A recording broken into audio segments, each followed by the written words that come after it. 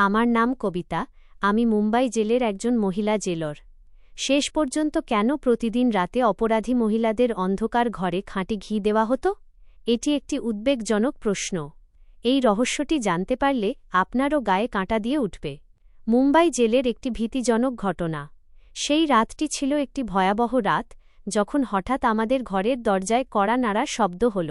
বাড়ির সবাই শহরের বাইরে একটি বিয়েতে গিয়েছিলেন, আর আমি এই কারণে যেতে পারিনি, কারণ আমার অ্যানুয়াল এক্সাম চলছিল। মা কাজের মেয়েকে বলে দিয়েছিলেন যেন সে আমার সাথে এখানে 2-3 দিন থেকে যায়, কিন্তু হঠাৎ বিকালের দিকেই কাজের মেয়ের বাচ্চার শরীর খারাপ হয়ে গেল, তাই বেচারিকে চলে যেতে হল। আমি দরজা এবং জানালাগুলো ভালোভাবে বন্ধ করে নিলাম এবং আরামে ঘুমিয়ে পড়লাম। যখন হঠাৎ দরজায় কড়া নাড়ার শব্দ হল, আমার ঘুম ভেঙে গেল। আমি ভয় পেয়ে উঠে বসলাম এবং ভাবলাম, এত রাতে কে আসবে? আমি প্রথমে ভয় পেয়ে গেলাম যে রাতের এই সময় কে এসেছে। বাইরে থেকে কারও কণ্ঠস্বর এলো, প্লিজ দরজা খুলুন, আমার সাহায্যের খুব দরকার, আমি আহত, প্লিজ দরজা খুলুন। আজকাল এমনিতেও শহরের পরিস্থিতি খুব খারাপ চলছিল। আমি চিন্তায় পড়ে গেলাম যে দরজা খুলব কি খুলব না। এবার আবারও একটি মহিলার কণ্ঠস্বর এলো, প্লিজ দরজা খুলে দিন, না হলে ওরা আমাকে মেরে ফেলবে। আমি কাউকে বিপদে দেখতে পারি না, তাই আমি সিদ্ধান্ত নিলাম যে দরজা খুলে দিই। কে জানে, হয়তো কারো সত্যিই আমার সাহায্যের প্রয়োজন। আমি দরজা খুলতেই বাইরে একটি মহিলা দাঁড়িয়েছিল এবং আমাকে দেখে দ্রুত ভেতরে চলে এলো ও দরজা বন্ধ করে দিল। আমি ভালো করে তাকে দেখলাম। সে প্রায় 30 বছরের এক সুন্দরী যুবতী ছিল। সেই মুহূর্তে তার বিধ্বস্ত অবস্থায় বেচারিকে খুব চিন্তিত দেখাচ্ছিল। তার অবস্থা খুব গুরুতর ছিল। তার গম্ভীরতা যেন তার সৌন্দর্যকে ঢেকে রাখছিল। কপালে রক্ত লেগেছিল, সে খুব বাজেভাবে আহত হয়েছিল। আমি এখনও তাকে দেখছিলাম। এমন সময় হঠাৎ পুলিশের সাইরেন বাজতে শুরু করল। আমি চমকে উঠে তার দিকে তাকালাম। আমার কিছু একটা ভুল হওয়ার অনুভূতি হল, যেন আমি কোনো ভুল কাজ করে ফেলেছি। সে বলতে লাগল, আমাকে কোথাও লুকিয়ে দাও, পুলিশ আমার পেছনে আছে, প্লিজ আমাকে সাহায্য করো। আমি চিন্তায় পড়ে গেলাম। আমার খুব অনুশোচনা হতে লাগল যে আমার একে নিজের ঘরে জায়গা দেওয়া উচিত হয়নি এবং এর সাহায্যও করা উচিত হয়নি। পুলিশ যদি তল্লাশি চালায়, তবে আমিও এর সাথে জেলে যাব। সাইরেনের শব্দ আস্তে আস্তে কাছাকাছি চলে আসছিল। আমার মাথা একদম কাজ করা বন্ধ করে দিয়েছিল। আমি বুঝতে পারছিলাম না যে আমার কি করা উচিত। সে নিজেই ঘরের ভেতরের দিকে দৌড়ে চলে গেল। আমার জ্ঞান ফিরতেই আমিও তার পেছনে দৌড়ে গেলাম। সে বলতে লাগল যে এখনই কিছুক্ষণ পর পুলিশ বাড়িগুলোতে তল্লাশি চালানো শুরু করে দেবে। আমাকে কোথাও লুকানোর জায়গা বলে দাও, যেখানে আমি লুকাতে পারি। আমি ভয় পেয়ে জিজ্ঞাসা করলাম, কে তুমি? আর পুলিশ কেন তোমার পেছনে পড়েছে? সে বলতে লাগল, তোমাকে ভগবানের দোহাই, এখন আমাকে যে কোনো জায়গায় লুকিয়ে দাও, আমি তোমার সব প্রশ্নের উত্তর দেব। আমি কসম খেয়ে বলছি যে আমি তোমাকে কোনো ক্ষতি করার উদ্দেশ্যে আসিনি, আর করবও না, আমার ওপর বিশ্বাস রাখো। ঠিক সেই মুহূর্তে বাইরে থেকে স্পিকারের মাধ্যমে ঘোষণা হল যে এই বিপজ্জনক মহিলা কয়েদি জেল থেকে পালিয়ে গেছে। যদি কেউ তাকে আশ্রয় দিয়ে থাকে, তাহলে সে যেন নিজেই তাকে বাইরে বের করে দেয়, না হলে কিছুক্ষণের মধ্যেই পুলিশ তল্লাশি চালানো শুরু করে দেবে। সে বলতে লাগল, দেখো, আমাকে তাড়াতাড়ি লুকিয়ে ফেলো, না হলে আমার সাথে তুমিও বিপদে পড়ে যাবে। তার কথা শুনে আমি তাড়াতাড়ি তাকে ছাদে পানির ট্যাঙ্কের কাছে নিয়ে গেলাম। আমি বললাম, যেখানেই লুকাবে, পুলিশ তোমাকে খুঁজে বের করেই ফেলবে। তাই প্রাণ বাঁচানোর একটাই উপায় হল, তুমি এই পানির ট্যাঙ্কের ভেতরে লাফ দাও। পানি খুব ঠান্ডা হচ্ছিল, কিন্তু আমার পরামর্শ শুনে সেই মহিলাটি আমার দিকে এমনভাবে তাকাল যেন আমার মাথা খারাপ হয়ে গেছে। এত ঠান্ডা পানিতে আমি তাকে লাফ দেওয়ার পরামর্শ দিচ্ছিলাম।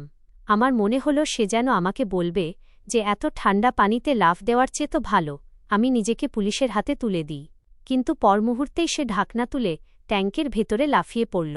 আমি সেখান থেকে ট্যাঙ্কের ঢাকনা বন্ধ করে নিচে চলে এলাম। 2 মিনিট পরেই আমার দরজায় কড়া নাড়ার শব্দ হল।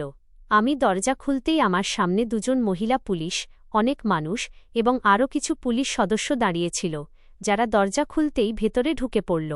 তারা আমার বাড়ি তল্লাশি করতে লাগল এবং মহিলা পুলিশ কর্মকর্তা আমাকে প্রশ্ন করতে লাগলেন, তুমি কাউকে দেখেছ কিনা বা কাউকে নিজের বাড়িতে আশ্রয় দিয়েছ কিনা? আমি বললাম, আমি তো মাত্রই ঘুম থেকে উঠলাম, আর আমি এই বিষয়ে কিছুই জানি না। আপনারা কাকে খুঁজছেন? পুলিশ সদস্যরা নিচের তলা তল্লাশি করে উপরে ছাদে চলে এলো। তখন তো আমার প্রাণ যায় যায় অবস্থা। আমার শ্বাস আটকে আসছিল যে কোনোভাবে তারা যেন টের না পেয়ে যায় যে সেই মহিলাটি কোথায় আছে। তবে আমার এতটুকু বিশ্বাস ছিল যে তাদের নজর পানির ট্যাঙ্কের দিকে যাবে না। আমার অনুমান একদম সঠিক ছিল এবং সঠিকই প্রমাণিত হল। তারা নিচে চলে এলো। প্রথমজন বলতে লাগল, ম্যাডামজি, সে এই বাড়িতে নেই। আমার মনে হয় সে এই এলাকা থেকে বেরিয়ে গেছে। কথা বলতে বলতে তারা সবাই বাড়ি থেকে বের হয়ে গেল। তখন আমি শান্তিতে ও স্বস্তির শ্বাস নিলাম। তাদের নিজেদের মধ্যের কথা থেকে জানতে পারলাম যে তারা মুম্বাই জেল থেকে এই মহিলাটিকে খুঁজতে খুঁজতে এতদূর পর্যন্ত পৌঁছে গেছে। পুলিশ যাওয়ার কয়েক মিনিটের মধ্যেই আমি তাড়াতাড়ি উপরে গেলাম এবং ট্যাঙ্কের ঢাকনা সরিয়ে তাকে বাইরে বের করলাম। ঠান্ডা পানির কারণে সে থরথর করে কাঁপছিল। আমি যদি আর 10 মিনিট সেখানে না যেতাম তবে হয়তো তাকে মৃত অবস্থায় পেতাম। আমি তাকে নিচে নিয়ে এলাম এবং তাকে হিটারের পাশে বসিয়ে দিলাম। আমি তাকে আমার কাপড় দিলাম। তখন তার কিছুটা হুঁশ এলো। আমার কাপড় বদলে সে লেপ মুড়ি দিয়ে হিটারের পাশে বসে পড়ল। আমি ভাবলাম, এখন যখন তার সাহায্য করছি তবে বেচারির জন্য কিছু খাওয়ার জিনিসও নিয়ে আসি। আমি তার জন্য চা বানালাম এবং খাবার গরম করে তার কাছে নিয়ে এলাম। জানি না কেন তার মুখ দেখে আমার মনে হচ্ছিল না যে সে একজন অপরাধী। কিছুক্ষণের মধ্যে তার শারীরিক অবস্থার উন্নতি হল। এবার আমি তার সাথে কথা বলা শুরু করলাম এবং বললাম, আপনাকে দেখে তো মনে হয় না যে আপনি অপরাধী, কিন্তু পুলিশ কেন আপনার পেছনে পড়েছে? আর তারা বলছে যে মুম্বাই জেল থেকে এক মহিলা অপরাধী পালিয়ে গেছে, তো আপনি কি সত্যিই অপরাধী? আমার প্রশ্ন শুনে সে দীর্ঘশ্বাস ফেলল এবং বলতে লাগল, তোমার অনুমান একদম ঠিক। আমি মুম্বাই জেলের কয়েদি নই, বরং সেখানকার জেলর। আমি বললাম, কি? সে মুম্বাই জেলের জেলর শুনে আমার তো হুঁশি উড়ে গেল। একজন জেলরের পেছনে পুলিশ, কিন্তু কেন? আমি জিজ্ঞাসা করলাম, আপনি জেলর হয়ে অপরাধীদের মতো কেন পালাচ্ছেন?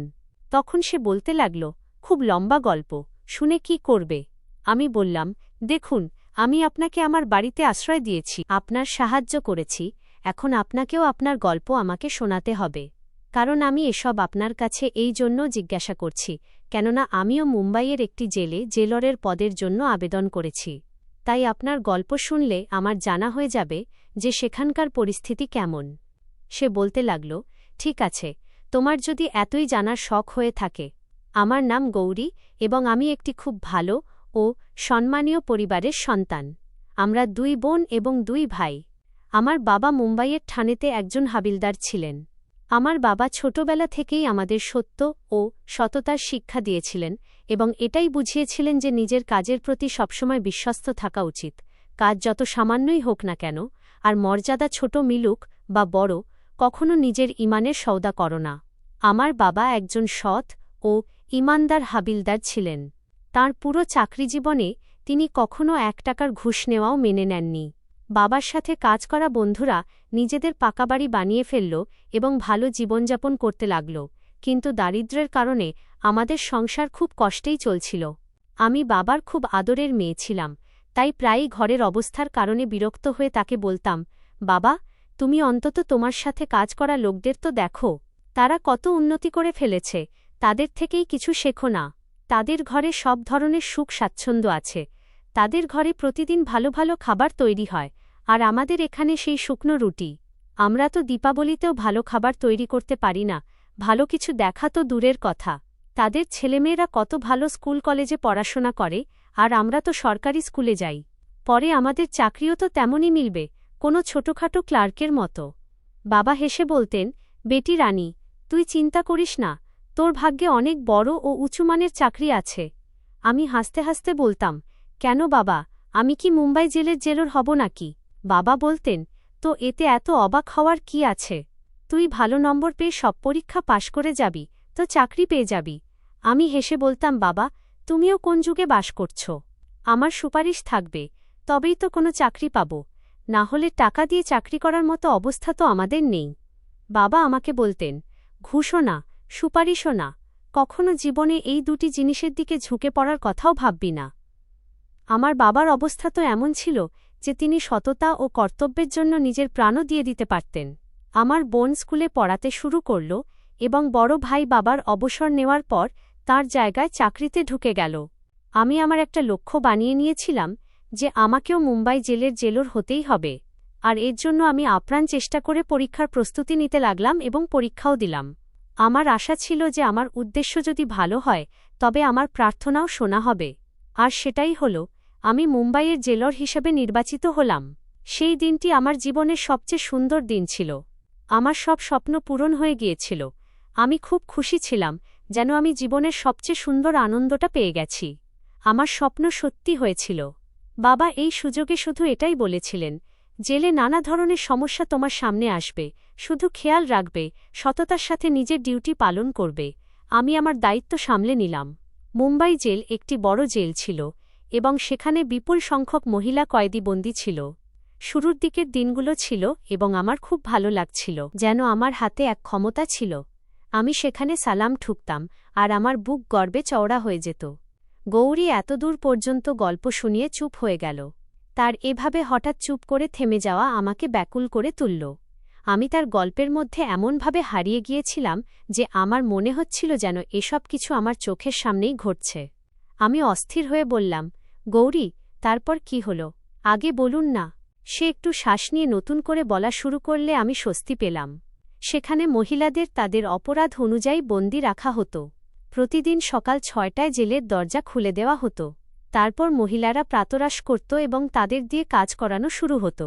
কিছু মহিলা জাঁতা পিষত, কিছু সেলাইয়ের কাজ করত, আর যেসব অল্পবয়সী মেয়ে ছিল তাদের পড়াশোনা করানো হতো, যাতে তারা সেখান থেকে বের হওয়ার পর কিছু একটা হতে পারে। সন্ধ্যায় সূর্য ডুবত আর রাত হওয়ার মুখে তাদের খাবার দিয়ে পুনরায় তাদের জেলে পাঠিয়ে দেওয়া হতো।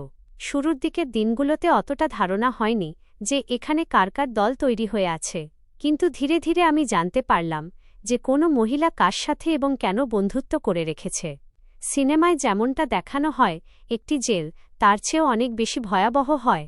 যেসব মহিলা খুব বিপজ্জনক অপরাধের কারণে ধরা পড়েছিল তাদের আলাদা আলাদা সেলে রাখা হতো। আমার সহকর্মীদের কাজ করার প্রতি তেমন আগ্রহ ছিল না। মনে হতো যেন তারা আগে থেকেই কাজ না করতে অভ্যস্ত।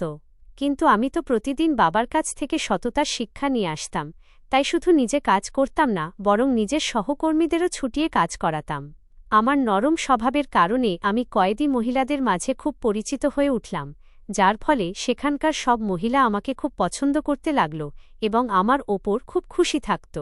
মহিলারা বলত যে আমার আগে যিনি জেলর ছিলেন তিনি কাজকাম তো কিছুই করতেন না, শুধু নিজের দাপট দেখাতেন আর কোনো কারণ ছাড়াই যাকে তাকে মারধর করতেন।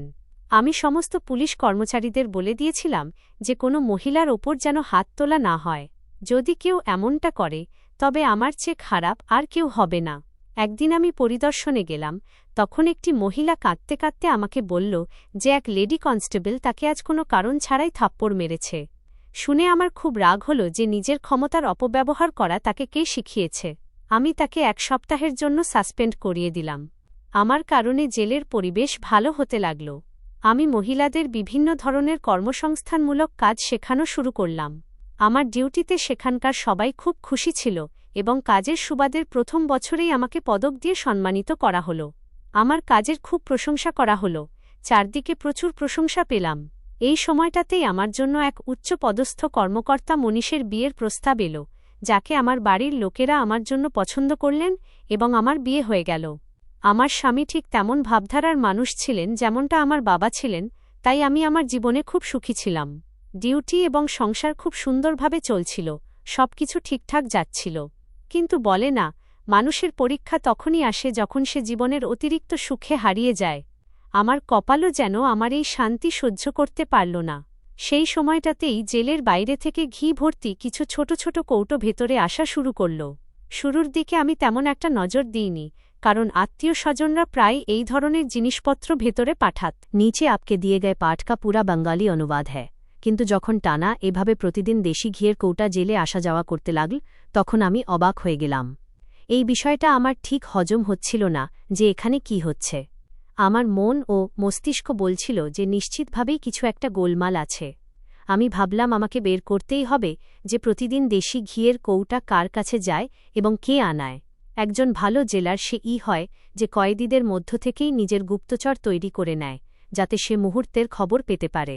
আমিও এই মহিলাকে নিজের জন্য গুপ্তচরি করতে বলেছিলাম, যার জন্য আমি লেডি কনস্টেবলকে 1 সপ্তাহের জন্য সারেন্ডার করিয়েছিলাম। আমার ধারণায় সে আমার অনুগত হয়ে গিয়েছিল এবং আমার কথায় আমাকে খবর দিত যে জেলের ভেতরে কি হচ্ছে।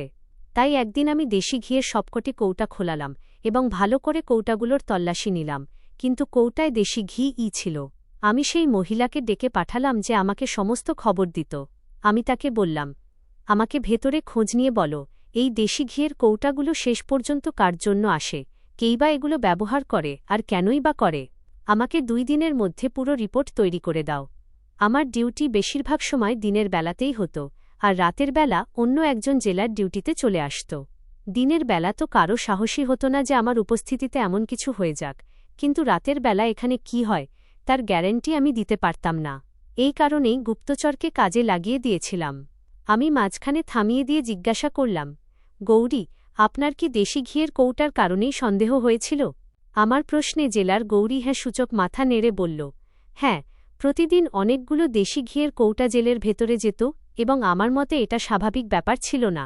আমার অনুমান বারবার এটাই বলছিল যে এমন কিছু ঘটছে যা আমার চোখের আড়ালে রয়েছে। আমার গুপ্তচর আমাকে চাঞ্চল্যকর ভাষায় এসে যে খবর শোনাল তা শুনে আমি তাজ্জব হয়ে গেলাম। সে বলল যে দেশি ঘি প্রতিদিন রাতে অন্ধকার ঘরে কিছু বিশেষ মহিলাকে দেওয়া হয়। রাতের ডিউটির জেলার এবং সমস্ত স্টাফ এই বিষয়টি জানে এবং আপনার কার্যালয়েরও 2-4 জন লোক এতে জড়িত আছে। আমি ধাঁধায় পড়ে গেলাম যে অন্ধকার ঘরে দেশি ঘি কেন মহিলাদের দেওয়া হয়, এর মানে কি? আমি আমার গুপ্তচরকে বললাম, আমাকে সেই মহিলাদের নাম বলো যারা প্রতিদিন অন্ধকার ঘরে গিয়ে দেশি ঘি খায়। গুপ্তচর যাদের নাম বলল সেই মহিলাদের দেখে আমি অবাক হয়ে গেলাম। সেই মহিলারা আগে তো এতটা স্বাস্থ্যবান ছিল না, রোগা পাতলা ছিল, কিন্তু এখন দেখলাম তারা বেশ স্বাস্থ্যবান মনে হচ্ছে। গুপ্তচর আমার কানে কানে গোপনে বলল, ম্যাডামজি, এই সব কামাল এই দেশি ঘিয়েরই। এটা এত সাধারণ বিষয় ছিল না যে আমি এড়িয়ে যেতাম। আমি অনুভব করলাম যে এই বিষয়ের গভীরে আমাকে যেতেই হবে। আমি কিছুদিনের জন্য আমার ডিউটি রাতের শিফটে করিয়ে নেওয়ার সিদ্ধান্ত নিলাম। আমি দেখলাম যে আমার রাতের শিফটের খবর অনেক মানুষের মনে বিজলি হয়ে ভেঙে পড়েছিল। আমি দিনের বেলা বাড়িতে ঘুম পুরো করে নিলাম, যাতে সেখানে রাতে জেগে থাকতে পারি।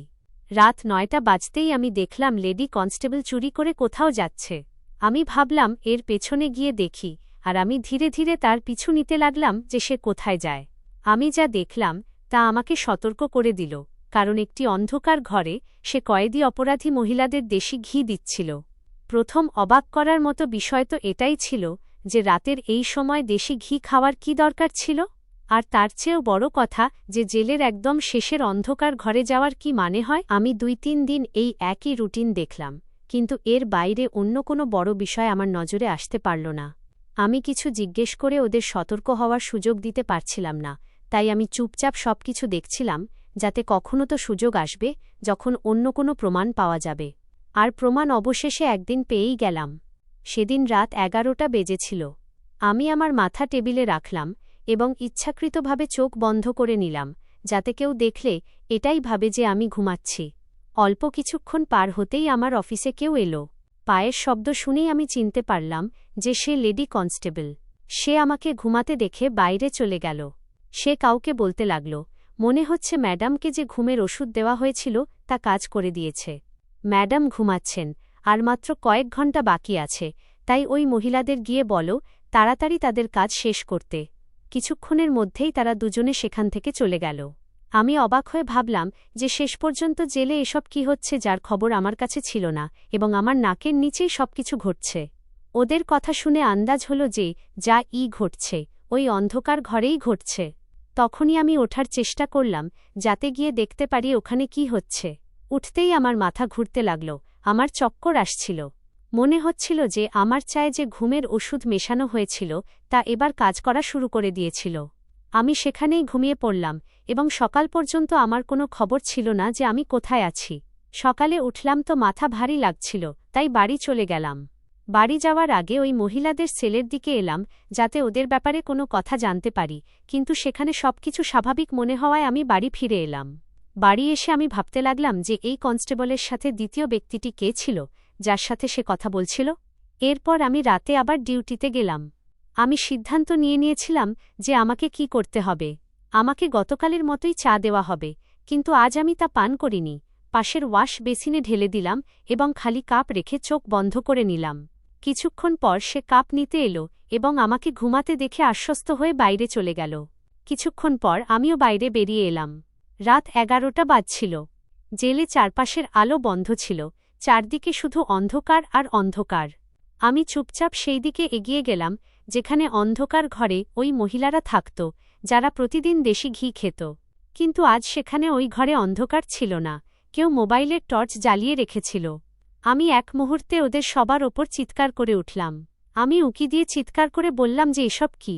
আমার সামনে যা ছিল তা নিজের চোখে দেখে আমারও বিশ্বাস হচ্ছিল না। আমার স্টাফ এত ঘৃণ্য এক চক্রান্তে জড়িত। ওই মহিলারা সুড়ঙ্গ খুঁড়ছিল। তারা ভালোমতোই সুড়ঙ্গ খুঁড়ে ফেলেছিল। জানি না কত সপ্তাহ বা কত মাস ধরে তারা এই কাজ করে যাচ্ছিল। ওই মহিলাদের খুনের অপরাধে এখানে জেলে আনা হয়েছিল এবং আদালতের পক্ষ থেকে ওদের দুজনকে যাবজ্জীবন কারাদণ্ডের সাজা শোনানো হয়েছিল। তারা দুজন এখান থেকে পালিয়ে যাওয়ার জন্য সুড়ঙ্গ খুঁড়ছিল এবং এই কাজে আমার পুরো কার্যালয়ও জড়িত ছিল। লেডি কনস্টেবলের আমাকে হঠাৎ সামনে দেখে শ্বাস আটকে গেল। তার হাত থেকে মোবাইল নিচে পড়ে গেল, যার টর্চ জ্বালিয়ে সে ওদের মাথার ওপর দাঁড়িয়েছিল। তারা সুড়ঙ্গ খুঁড়ত বলেই দেশি ঘি খেত, কারণ সুড়ঙ্গ খোঁড়া কোনো সহজ কাজ নয়, এর জন্য অনেক শক্তি প্রয়োজন হয়। সে দেশি ঘি খেয়ে প্রতিদিন ৩-৪ ঘণ্টা সুড়ঙ্গ খোঁড়ার কাজে লেগে যেত। সেখানে দাঁড়িয়ে আমি কিছুটা বুঝে গিয়েছিলাম। আমি লেডি কনস্টেবলকে জিজ্ঞাসা করলাম, তোমার সাথে আর কে কে জড়িত আছে? গতকাল আমি তোমাকে কারো সাথে কথা বলতে শুনেছিলাম, সে কে ছিল? সে খুব ভয় পেয়ে গিয়েছিল। আমার বারবার জিজ্ঞাসা সত্ত্বেও সে কিছুই বলেনি। তখন আমি বললাম যে ঠিক আছে, আমি হাই কমিশনের সাথে কথা বলছি। যখন তোমাকে চাকরি থেকে বরখাস্ত করা হবে তখন তুমি টের পাবে। আমার কথা শুনে সে খুব ভয় পেয়ে গেল এবং কাকুতি মিনতি করতে লাগল, দয়া করে কাউকে ফোন করবেন না। আমি কেবল ফোনটা তুলেছিলামই, এমন সময় আমার মাথায় কেউ খুব জোরে আঘাত করল আর আমি জ্ঞান হারিয়ে সেখানেই পড়ে গেলাম। জ্ঞান ফিরলে দেখলাম আমি নিজেও জেলেরই একটি ঘরে বন্দী অবস্থায় আছি। আমার মনে পড়ল যে আমি ফোন করে তথ্য দিতে যাচ্ছিলাম, তখনই কেউ আমার মাথায় আঘাত করেছিল। সে ওই লেডি কনস্টেবল ছাড়া অন্য কেউ হতে পারে না, তাই নিজের গোপন তথ্য ফাঁস হয়ে যাওয়ার ভয়ে সে-ই আমার মাথায় আঘাত করেছিল। আমি জ্ঞান ফিরে পাওয়ার পর দেখলাম যে সে একা ছিল না। যে সঙ্গী তার সাথে দেওয়ার চেষ্টা করছিল, সেই সঙ্গী তার সাথে সেখানে উপস্থিত ছিল। কিন্তু তার সঙ্গীকে দেখে আমার মাথায় আকাশ ভেঙে পড়ল। আমার বিশ্বাসই হচ্ছিল না যে সে হতে পারে। সে তো নাইট শিফটের জেলার ছিল। আমার তো মনে হতো সে যেন একটা দায়িত্বজ্ঞানহীন মেয়ে, কিন্তু সে এত ঘৃণ্য বের হবে যে আইনের পোশাক পরে বেআইনি কাজগুলো সংঘটিত করবে। তারপর এই দুজন মহিলা মিলে আমাকে বন্দী করে ফেলেছিল। দুজনে একজোট ছিল। এদের দুজনের সাহায্যেই ওই কয়েদি মহিলারা সুড়ঙ্গ খুঁড়ছিল। আর এই সাহায্যের বিনিময়ে সেখানকার কনস্টেবলকে অনেক টাকা দেওয়া হয়েছিল। টাকার লোভে পড়ে এরকম বেআইনি কাজ সংঘটিত করা হতো। পরে আমি জানতে পারলাম যে বিষয়টা এর চেয়ে অনেক বেশি গুরুতর হয়ে উঠেছে। যে দেশি ঘি জেলের ভেতরে পরীক্ষা হয়ে ঢুকত, সেই দেশি ঘিয়ে বিশেষ স্টেরয়েড মেশানো হতো, যার প্রতিদিনের ব্যবহারে মানুষের এতে অভ্যাস তৈরি হয়ে যেত। এই দেশি ঘি চুরি করে ভেতরে ভেতরে বিক্রি করা হতো। এটি কোনো সাধারণ দেশি ঘি ছিল না। এই সমস্ত কাজ রাতের বেলা জেলারের উপস্থিতিতে অত্যন্ত গোপনীয়ভাবে করা হতো। এই জেলার এই সমস্ত কথা আমাকে নিজে তার মুখ থেকেই বলেছিল। সে আমার সামনে তার সমস্ত অপরাধ স্বীকার করেছিল, কিন্তু সে জানত না যে সে মুঝে আমারই অফিস ঘরে বন্দী করেছে। সেখানে তো আমি আগে থেকেই একটি ক্যামেরা লাগিয়ে রেখেছিলাম, যা সমস্ত কথা রেকর্ড করছিল। আমাকে যখনই কারো কাছ থেকে তার অপরাধ স্বীকার করাতে হতো, আমি তাকে এই ঘরে নিয়ে আসতাম এবং তার জবানবন্দি এই ক্যামেরায় রেকর্ড হয়ে যেত, যা পরে একটি প্রমাণ হিসেবে কাজে আসত। সে আমার তরফ থেকে কোর্টকে আনুষ্ঠানিকভাবে ছুটির চিঠি পোস্ট করে দিয়েছিল, যাতে আমার উধাও হয়ে যাওয়াটা পুরোপুরিভাবে কারো নজরে না আসে। এরপর সে আমার পরিচয়ের ভিত্তিতে একটি রিপোর্ট তৈরি করে কোর্টে পাঠিয়ে দেয়, যাতে আমার ওপর গুরুতর অভিযোগ তোলা হয়েছিল। তার উদ্দেশ্য ছিল আমাকে পথ থেকে সরিয়ে দেওয়া। আজ সন্ধ্যায় সে যেমনই আমার জন্য খাবার নিয়ে ঘরে এলো, আমি তার ওপর চড়াও হয়ে তাকে কাবু করে সেখান থেকে পালিয়ে এলাম। আর তখন থেকেই সে আমার পেছনে লেগে আছে যাতে আমাকে ধরতে পারে। এই ছিল আমার পুরো গল্প, যা শোনার জন্য তুমি এত ব্যাকুল ছিলে। আমি পুরো গল্প শুনে ইতস্তত করে গৌরীকে জিজ্ঞাসা করলাম, কিন্তু এখন আপনি কিভাবে নিজের নির্দোষ হওয়া প্রমাণ করবেন? জেলার গৌরী বলতে লাগল, আমাকে শুধু যেকোনোভাবে ওই গোপন ক্যামেরাটি নিজের দখলে নিতে হবে। সমস্ত কথোপকথন সেখানে রেকর্ড করা আছে। কিন্তু আমি এটাই ভাবছি যে এখন আমার সেখানে যাওয়া তো বিপদ থেকে খালি নয়। যতক্ষণ না আমি আমার নির্দোষ হওয়া প্রমাণ করতে পারছি, ততক্ষণ আমি কোথাও যেতে পারি না। যে কোনোভাবেই হোক আমাকে ওই ক্যামেরাটা জোগাড় করতেই হবে। আমি বললাম যে আমি আপনার সাহায্য করতে পারি। গৌরী অবাক হয়ে আমার দিকে তাকাতে লাগল। আমি জেলার পদের জন্য আবেদন করেছি। আমার মনে হয় আপনাকে চাকরি থেকেও বের করে দেওয়া হয়েছে। সেই কারণেই অন্য জেলার পদের জন্য খবরের কাগজে বিজ্ঞাপন দেওয়া হয়েছিল। আমি আবেদন করে রেখেছি এবং আমাকে পরীক্ষা দিতে যেতে হবে। যদি আমার সিলেকশন হয়ে যায় তবে আপনার নির্দোষ হওয়া আমি নিজেই প্রমাণ করে দেব। আমি জেলার গৌরীকে বললাম যে আমার পরিবারের সবাই ঋষিকেশে একটা বিয়েবাড়িতে গেছে, আপনি যতদিন চান এখানে থাকতে পারেন। কিন্তু পরের দিনই সে তার স্বামীকে ফোন করল এবং তার সাথে চলে গেল। এই পুরো গল্পটা জেনে আমার এই বেচারির জন্য খুব কষ্ট হয়েছিল। গৌরী একজন সৎ জেলার ছিল। আমি পরের দিন পরীক্ষা দিলাম আর প্রার্থনা করতে লাগলাম যাতে আমি জেলার হিসাবে নিযুক্ত হয়ে যাই। আমার উদ্দেশ্য ছিল গৌরীর নির্দোষ হওয়া প্রমাণ করা, আর এই উদ্দেশ্যের জন্য জরুরি ছিল যে আমাকে মুম্বাই জেলের ভেতরে যেতে হতো, আর তা কেবল একজন জেলারের হিসেবেই সম্ভব ছিল, যা হয়তো আমিই করতে পারতাম। আমার প্রার্থনা কাজে দিল, আমাকে সিলেক্ট করে নেওয়া হলো। ইন্টারভিউয়ের সব প্রস্তুতি আমাকে গৌরীই করিয়েছিল, যার কারণে আমি সফল হয়েছিলাম। আমি সেখানে গিয়ে প্রথম দিনই দেখে নিয়েছিলাম যে তারা কোনো মহিলারা ছিল যারা সুরঙ্গ খুঁড়ত আর দেশি ঘি হজম করত। মহিলাদের দেখে আন্দাজ হল যে ওদের কাজ এখনও চালু রয়েছে। আমি চুপচাপ উচ্চপদস্থ অফিসারদের চিঠি লিখে জানালাম যে জেলে সুরঙ্গ খোঁড়া হচ্ছে এবং এর জন্য দায়ী রাতের ডিউটির জেলার এবং লেডি কনস্টেবল। এর সাথেই আমি সেই ক্যামেরাটাও প্রমাণ হিসেবে পাঠিয়ে দিলাম, যা আমি ঠিক সেই জায়গা থেকেই পেয়েছিলাম যার কথা আমাকে গৌরী বলেছিল। ঠিক রাত 11টায় জেলের সেই সেলে রেইড বা হামলা চালানো হল যেখানে সুরঙ্গ খোঁড়া হচ্ছিল, আর ওই মহিলাদের সুরঙ্গ খুঁড়তে গিয়ে হাতে নাতে ধরা হল। লেডি কনস্টেবল এবং নাইট ডিউটির জেলারকে গ্রেপ্তার করে নেওয়া হল এবং তাদের কঠোর থেকে কঠোরতম শাস্তি দেওয়া হল। এই সবকিছু আমি আমার ডিউটির দ্বিতীয় দিনেই করেছিলাম, কারণ আমার উদ্দেশ্যই এটা ছিল যাতে সত্য সামনে আসে। জেলার গৌরীর নির্দোষ হওয়া প্রমাণিত হয়ে গেল এবং তাকে তার পদ ফিরিয়ে দেওয়া হল। মুম্বাই জেলের নাইট ডিউটি ও জেলারের পদ গৌরীকে দেওয়া হল, আর দিনের ডিউটি আমাকে দেওয়া হল। জেলার গৌরী আমাকে অনেক ধন্যবাদ জানাল এবং বলল যে তোমার অনেক উপকার রইল যে তুমি আমার সাহায্য করেছ, আর এখন আমার জেলার গৌরীর সাথে খুব ভালো বন্ধুত্ব হয়ে গেছে। আমরা দুজনে আগের মতো একসাথে মিলে জেলের পরিবেশ খুব সুন্দর করে দিলাম এবং সবকিছু আগের মতোই ভালো হতে লাগল। বন্ধুরা, আশা করি আপনাদের আমাদের এই গল্পটি পছন্দ হয়েছে।